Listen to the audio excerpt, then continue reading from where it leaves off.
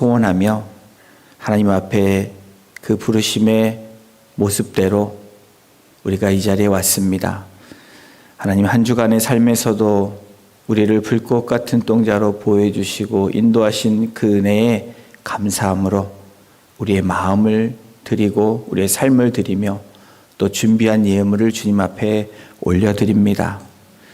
여러 가지 이 모양 저 모양 우리의 삶에 있지만 하나님 앞에 드리는 그 산 제사가 또 물질이 하나님 기쁨으로 드려지는 물질 되게 하시고 또 기쁨으로 드려지는 하나님의 거룩한 백성들 되게 하셔서 하나님 나라에 귀 쓰이는 일꾼들과 귀 쓰이는 주의 물질이 되게 하심으로 하나님 나라가 확장되는 그 귀한 공동체로서 주님의 교회로서의 그 역할을 감당하는 우리 모든 지체들 한 분 한 분 될 수 있도록 하나님 인도해 주시옵소서. 감사드리며 예수님의 이름으로 기도드렸습니다. 아멘. 오늘 우리에게 주시는 하나님의 말씀은 이사야 9장 1절에서 7절까지의 말씀입니다. 제가 갖고 있는 구약성경 978페이지에 있습니다.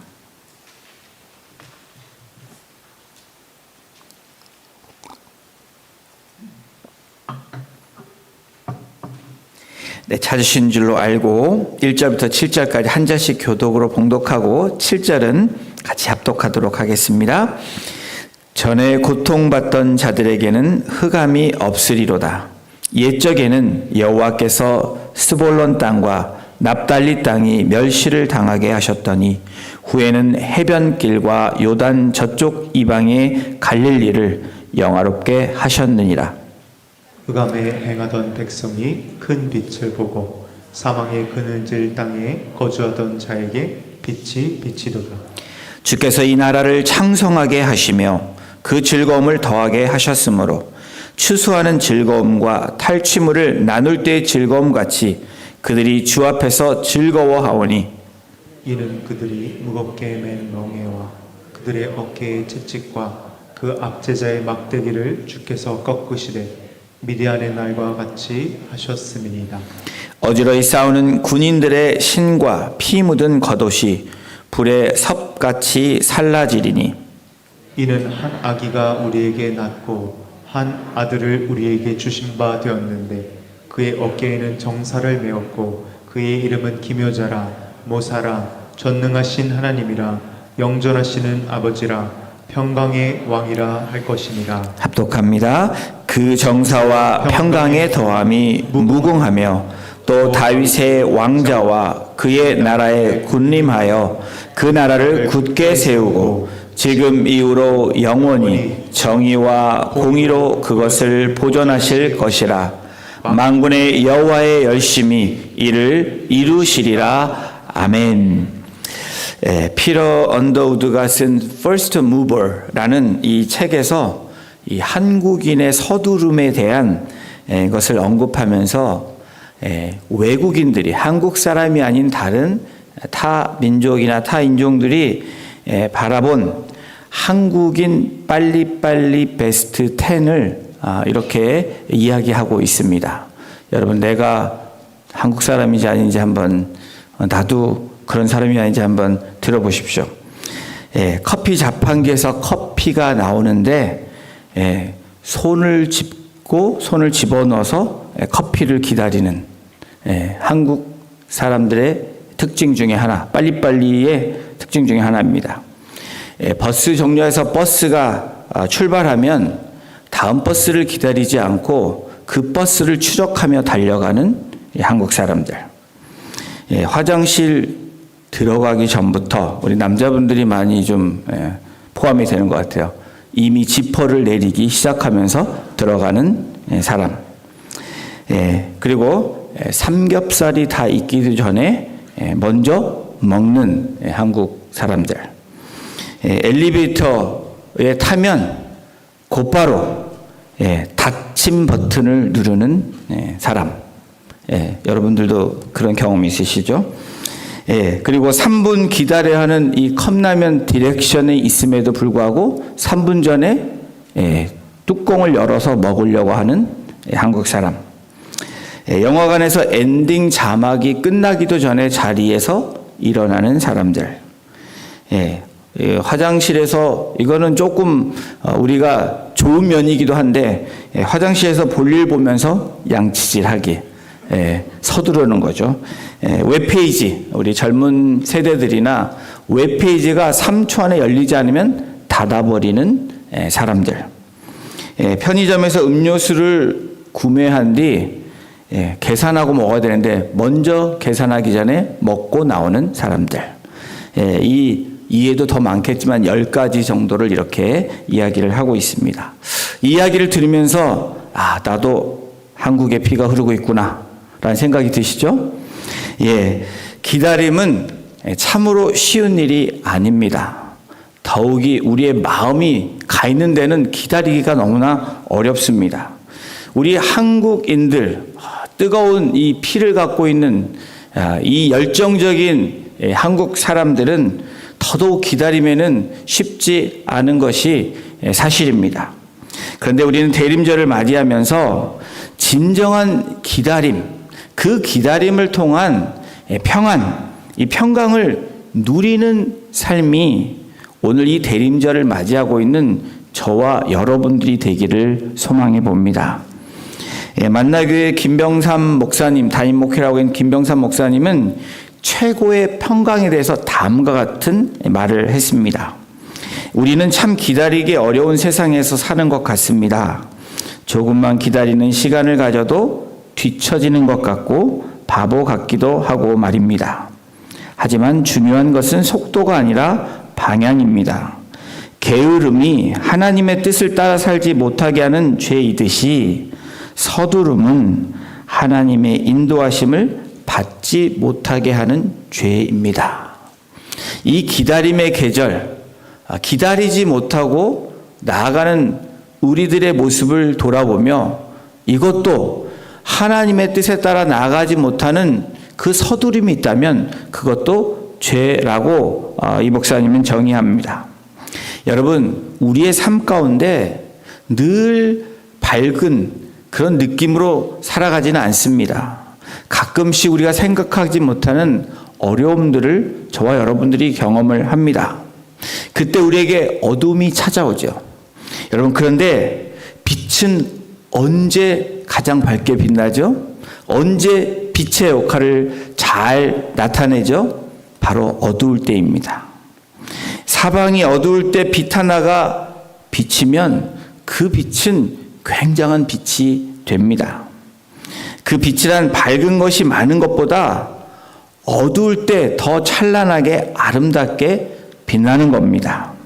오늘 이사야 9장 1절에서 7절까지 읽은 오늘 본문의 말씀은 아주 흑암과 같은 어둠에 있는 그 현재 실제의 삶에 살고 있는 이스라엘 백성들에게 한 줄기 빛을 통한 아름다움을 선포하는 하나님의 말씀입니다. 지금 이스라엘과 백성들에게 어떤 어둠이 있냐면 전쟁을 앞두고 있는, 이 전쟁은 이길 수 있는 전쟁이 아니라 패하는 전쟁, 그리고 그런 가운데 두렵고 떨리는 그 와중에 있는 그 상황입니다. 왕은 악한 왕으로 그 전례의 왕들에 따라서 우상 숭배를 하며 하나님을 멀리한 그런 지도자입니다. 그 결과 많은 피폐한 일들이 일어나고 있습니다. 백성들은 어떻습니까? 여호와 경외하는 것을 잃어버린 백성들로 전락해 있습니다. 지금 유대의 상황은 언제 망할지 모르는 아주 어두운 상황입니다. 이와 같은 맥락에서 오늘 본문 이사야 9장 7절을 우리가 눈여겨봐야 되고, 이 대림절을 맞이하는 이 기다림의 계절에 왜 이 말씀이 우리가 붙잡아야 될 말씀인지 오늘 우리에게 하나님께서 말씀해 주십니다. 여러분, 9장 전에 8장 마지막 절 보면 아주 암흑이고 참혹한 현상이라는 것을 우리가 알 수 있는데, 이사야 8장 21절 22절에 이렇게 지금 현재 상황을 이렇게 이야기하고 있습니다. 우리 21절, 22절 함께 같이 읽어보겠습니다. 시작. 이 땅으로 헤매며 공고하며 굶주릴 것이라. 그가 굶주릴 때 격분하여 자기의 왕과 자기의 하나님을 저주할 것이며 위를 쳐다보거나 22절입니다. 땅을 굽어보아도 환난과 흑암과 고통의 흑암뿐 아니라 그들이 심한 흑암 가운데서 쫓겨 들어가리라. 위로 봐도 땅을 굽어봐도 지금 현재의 삶은 흑암이라는 거예요. 어둠이라고 이야기합니다. 캄캄하다고 얘기합니다. 이 소망이 없는 그 시대적인 상황, 그 안에 있는 백성들의 상황이 그렇다는 거예요.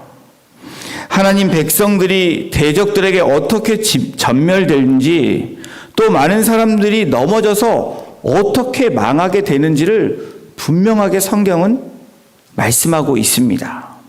이와 같이 앞과 뒤 사이에, 그리고 9장 8절에도 보면 바로 주께서 이스라엘을 벌하시는 장면이 나옵니다. 그리고 이 아수르를 통해서 공격하고 어려움을 경험하게 하는 그러한 일들이 바로 9장 1절, 7절 이후에 앞과 뒤에 그러한 어둠의 시간들이 지금 이스라엘 백성들이 지금 직면하고 있는 상황입니다. 이와 같은 어두운 상황 가운데 하나님은 이사야 선지자를 통해서 왜 이 메시지를 주시고 계시나? 저와 여러분들, 이 암흑 가운데 사는, 이 세상 가운데 사는 저와 여러분들에게 샌드위치로 이러지도 못하고 저러지도 못하는 그 환경 가운데 있는 우리들에게, 오늘 이 대림절을 맞이하는 우리들에게 왜 이 소망의 메시지를 주고 계시나? 여러분, 그 이유는 지금 어두울 때 그 빛이 비치게 되면 가장 아름다운 때가 되기 때문에 그렇습니다. 여러분, 이사야 선지자를 통해서 2600년 전에 주셨던 이 메시지가 오늘을 살고 있는 저와 여러분들에게 왜 이 소망의 말씀, 빗줄기가 내려지는 이 말씀을 왜 우리에게 이 기다림의 계절에 말씀하고 계실까? 여러분, 이사야 선지자 때의 상황이 어쩌면 지금의 상황보다 더 칠흑할 수도 있습니다. 앞이 캄캄합니다. 정말 좋지 않습니다. 여러분들 2023년도를 지내보면서 어떤 분들은 정말 몸이 점점 더 이렇게 약해지셔서 캄캄한 시간을 보내신 분들도 계십니다. 제가 알고 있는 한 분이 하루하루가 고통스럽다고 호소하시는 우리 지체들도 듣게 됩니다. 갑작스런 어려움들이 찾아오고 자녀의 문제로, 그리고 이 물질적인 재정의 문제가 생각지 않은 일들이 터지고, 그리고 갑작스런 밴 뉴스들이 우리 고국 한국으로부터 부모님들께 들려지는 소식들을 우리는 경험했습니다. 힘들어하고 좌절하고 낭망하고 넘어지는 일들을 저와 여러분들이 경험했습니다. 마음이 무너져 사람이 무너지고 가정이 무너지고 사회가 무너지고, 어쩌면 믿음의 공동체라고 말하는 우리 공동체 안에 그런 균열이 일어나는 그런 일들도 있었습니다. 그러나 우리는 대림절을 맞이해서 하나님께서 이 어둠 가운데 빛으로 오시며 빛을 행하실 그 일들을 기대하며 나아가는 그 기다림이 이 시즌, 바로 이 대림절의 계절이기도 하며 우리가 소망을 가져야 되는 이유이기도 합니다. 우리가 흑암에 있을 때 사람들은 다음과 같이 질문할 수 있습니다. 가장 힘들고 어려울 때 하나님은 무엇을 하고 계시는가? 여러분, 하나님이 무엇을 하고 계시는지 오늘 이 소망의 메시지가 저와 여러분들의 메시지가 되기를 주님의 이름으로 축원합니다. 9장 1절에 이렇게 시작을 합니다. 우리 함께 같이 읽겠습니다. 시작. 전에 고통받던 자들에게는 흑암이 없으리로다. 옛적에는 여호와께서 스불론 땅과 납달리 땅이 멸시를 당하게 하셨더니 후에는 해변길과 요단 저쪽 이방의 갈릴리를 영화롭게 하셨느니라. 1절을 읽으면서 깨달을 수 있는 것은 지금 과거의 이야기를 하고 있는 것이 아닙니다. 지금 현재가 그런데 이사야 9장 1절은 무엇을 얘기하고 있습니까? 일어날 일들에 대한 얘기가 지금 오늘 너희들의 이야기다라고 말하고 있는 겁니다.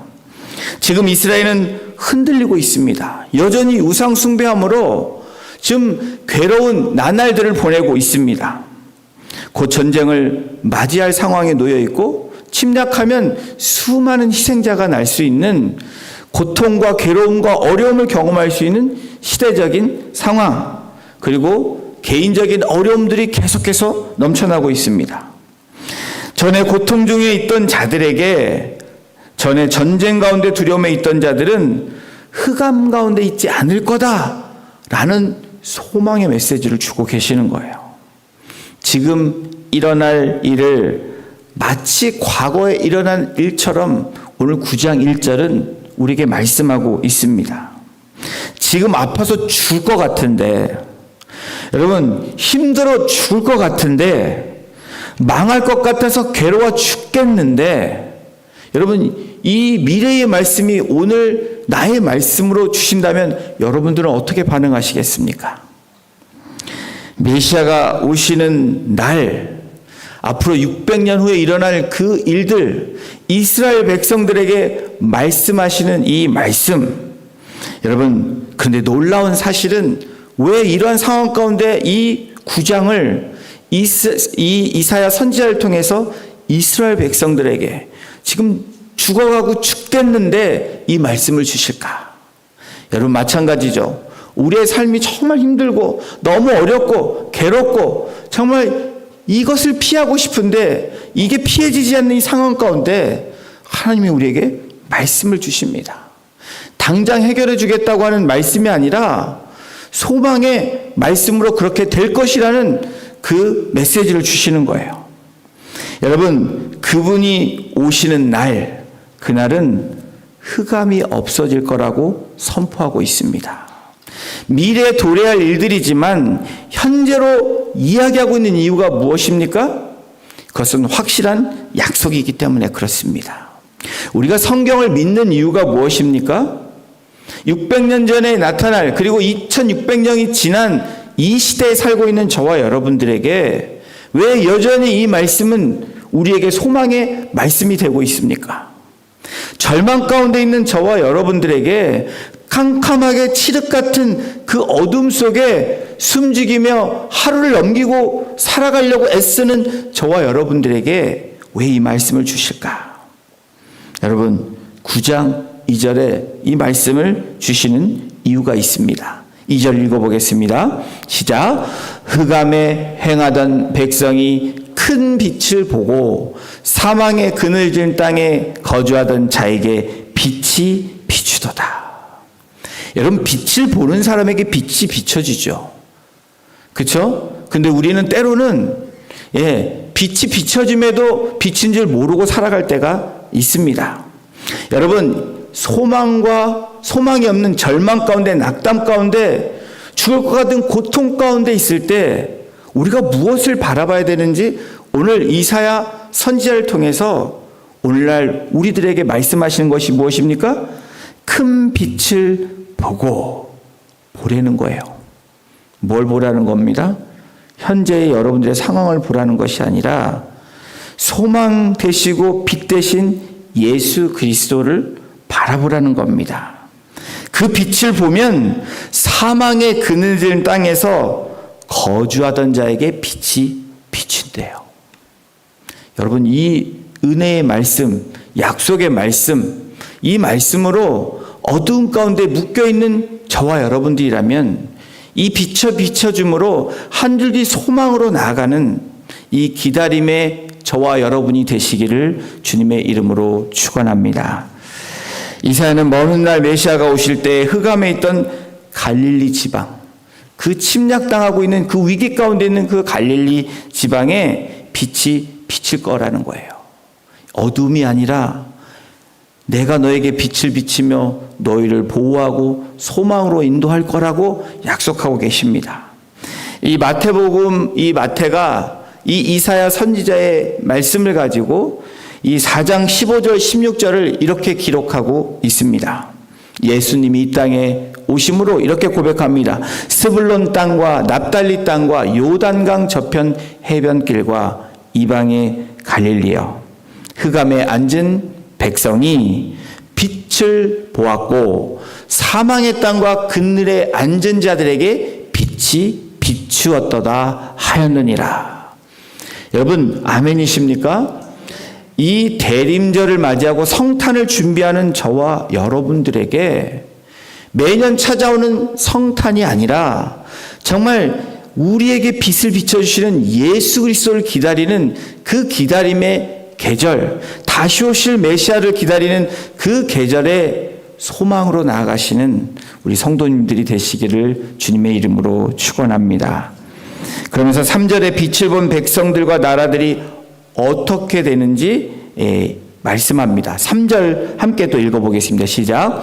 주께서 이 나라를 창성하게 하시며 그 즐거움을 더하게 하셨으므로 추수하는 즐거움과 탈취물을 나눌 때의 즐거움같이 그들이 주 앞에서 즐거워하오니.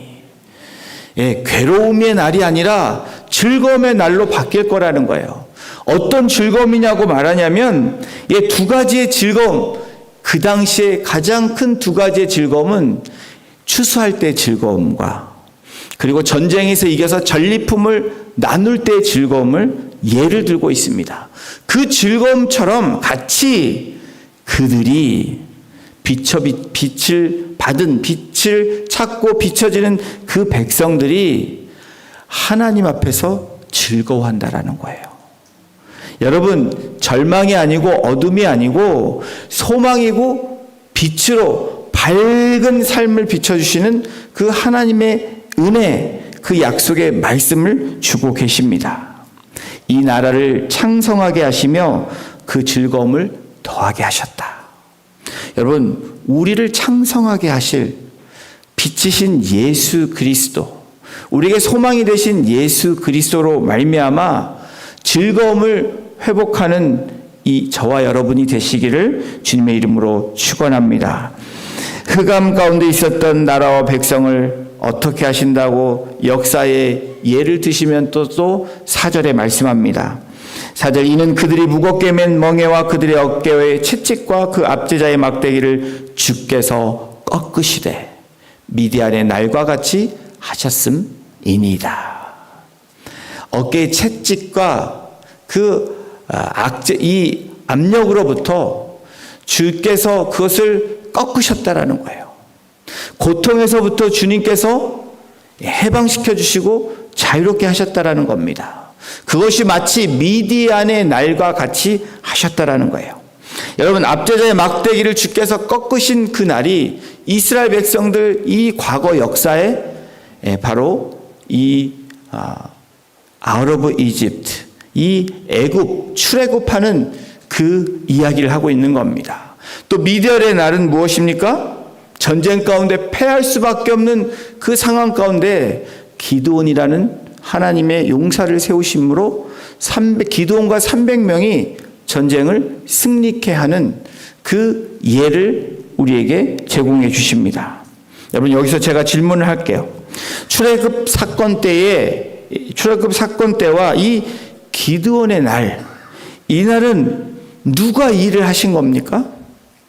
모세와 이스라엘 백성들이 한 것입니까? 아니면 기드온과 기드온의 300명이 그것을 행한 것입니까? 두 사건의 공통점은 무엇입니까? 이 모든 일을 행하신 분이 누구인지를 기억하라는 거예요. 여러분, 우리가 절망 가운데 있지만, 지금 고통 가운데 있지만 그것을 해방시켜 주시고 회복시켜 주시고 다시 세워주실 분이 누구인지를 너희들은 알고 그 소망을 갖고 살라라고 말씀하고 있는 겁니다. 이 전쟁이 끝날 것을 예언하는 말씀이 5절에 나옵니다. 어지러이 싸우는 군인들의 신과 피 묻은 겉옷이 불에 섭같이 살라지리니. 이 전쟁이 단순간에 끝내주시겠다고 하시는 거예요. 여러분, 그 빛이 비치면 끝난다는 겁니다. 우리의 절망이, 우리의 어둠이 주님의 빛이 비치면 여러분 그 빛에서 우리는 자유로움을 경험하게 된다는 거예요. 이거는 이 구원의 역사뿐 아니라 우리의 삶의 신앙에 있어서도 마찬가지라고 말씀하는 겁니다.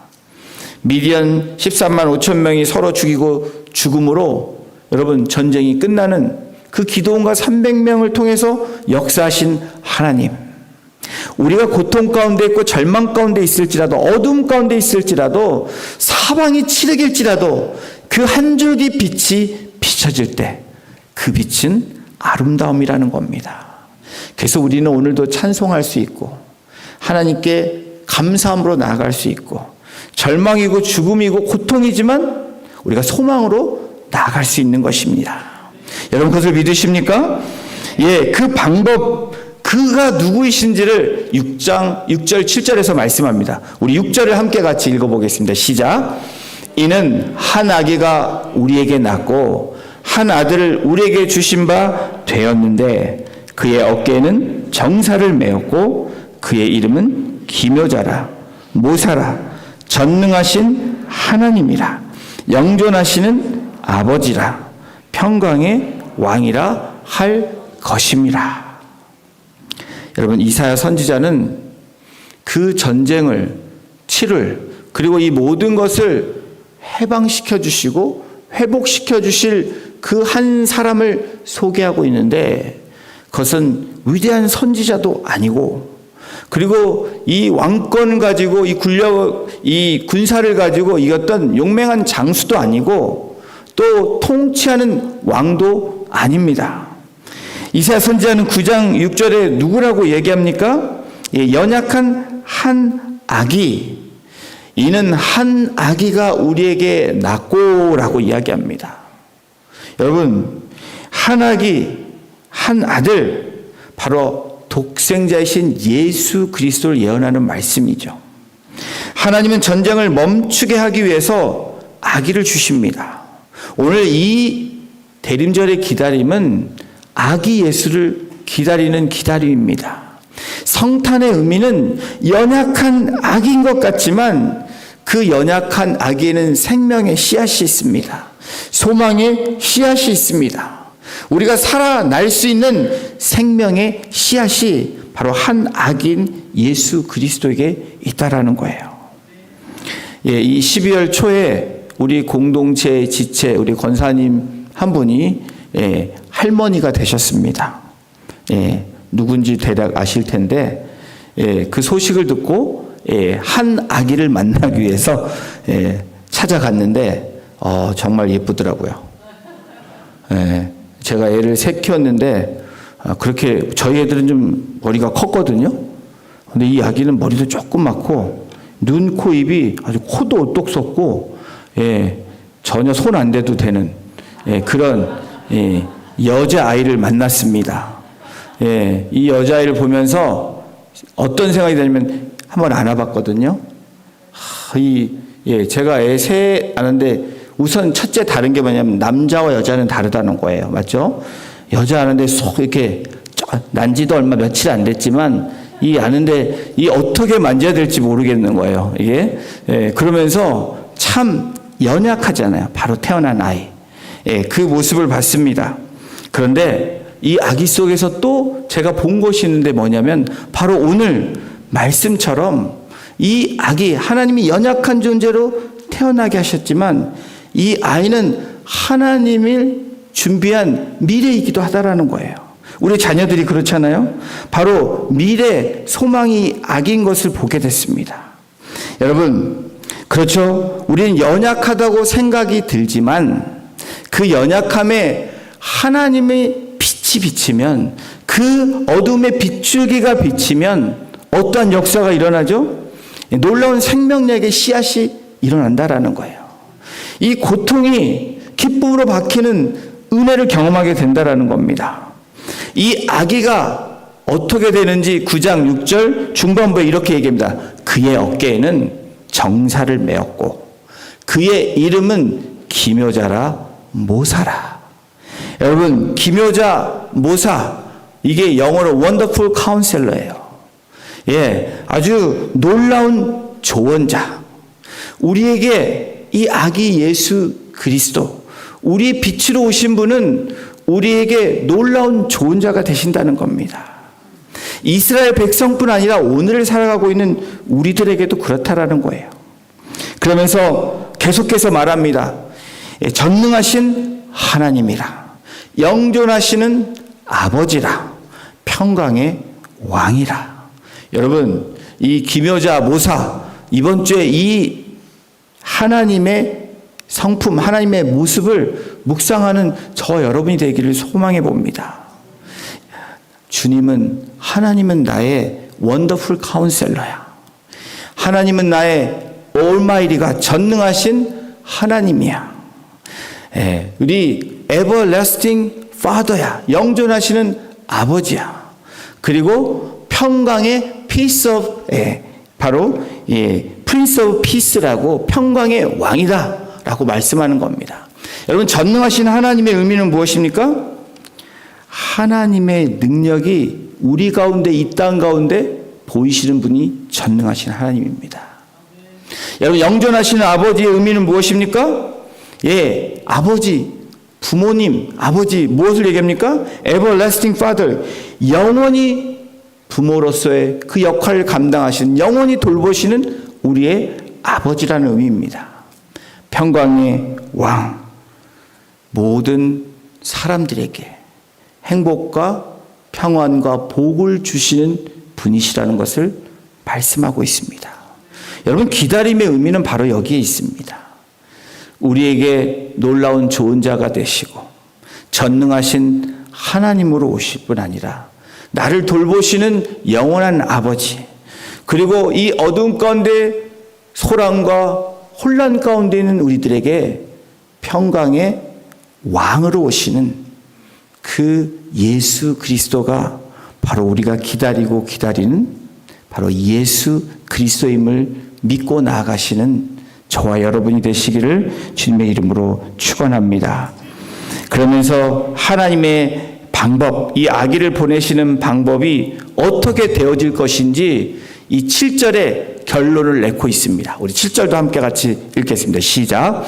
그 정사와 평강의 더함이 무궁하며 또 다윗의 왕자 그의 나라에 군림하여 그 나라를 굳게 세우고 지금 이후로 영원히 정의와 공의로 그것을 보존하실 것이라.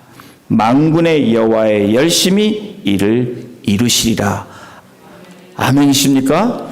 만군의 하나님께서 이 열심을, 일어날 이 모든 일들, 무궁하며 그의 나라가 군림하며 굳게 세워지고 이후로 영원히 공의와 정의와 그리고 그것을 보존하실 것이라. 원타임이 아니라 forever, 영원히 하시겠다고 그 열심을 이루시는 분이 바로 우리 주 예수 그리스도라는 것을 선포하고 있는 겁니다. 사랑하는 성도 여러분, 아기 예수가 오신다는 사인이 무엇입니까? 하나님은 쉬지 않고 일하셔서 그 열심으로 우리의 삶을 조금씩 트랜스포밍, 변화시켜 가신다는 거예요. 우리에게 진정한 구원의 약속을 주시겠다는 사인입니다. 저희뿐 아니라, 구원받은 저희뿐 아니라 우리 주변에 있는 그 영혼들 향해서 구원의 약속을 하시는 겁니다. 이것을 확인하는 날이 성탄절, 바로 크리스마스입니다. 그 성탄절을 기다리는 이 대림절, 대강절은 우리에게 이루실 하나님의 역사의 날을 소망하는 날이기도 합니다. 그래서 우리는 성탄의 의미가 더 큰 것입니다. 이 기다림은 연약한 아기로 오신 예수님처럼 연약한 우리를 보시는 하나님의 사랑과 은혜의 시간이기도 합니다. 우리가 힘으로 맞서는 것이 아니라 연약한 존재이지만 빛을 바라보며 빛이 비춰짐으로 연약한 가운데 하나님을 의지하는 하나님의 사람들에게 놀라운 은혜로 자유함을 주시고 소망을 주시고 평강으로 은혜로 이루시는 그 하나님을 바라보며 나아가는 이 대림절의 기간이 되시기를 주님의 이름으로 축원합니다. 이 대림절을 통해서 다시 한번 어둠을 비추는 그 빛을 기다리는 저와 여러분, 우리의 가정과 우리의 공동체가 되기를 주님의 이름으로 축원합니다. 기도하시겠습니다. 하나님, 한 아기를 우리에게 주심으로 연약한 아기지만 정사를 매게 하시고, 그리고 우리에게 기묘자로 모사로 우리를 만나 주실 뿐 아니라 전능하신 하나님으로, 영존하신 아버지로, 평강의 왕으로 우리를 찾아오시는 예수 그리스도를 기다리는 이 기다림이 얼마나 우리에게 복된 소식이고 그 복된 삶인지를 다시 한번 우리가 깨달으며, 이 대림절이 또 우리의 하루하루에 주어진 삶이 하나님께 감사의 삶이 되게 하시고, 기쁨으로 예배하는 삶이 되게 하시고, 하나님을 찬양하는 삶으로 나아가는 이 기다림의 계절이 되게 하심으로, 우리의 비록 어둠에 있지만 빛이신 예수 그리스도를 바라보며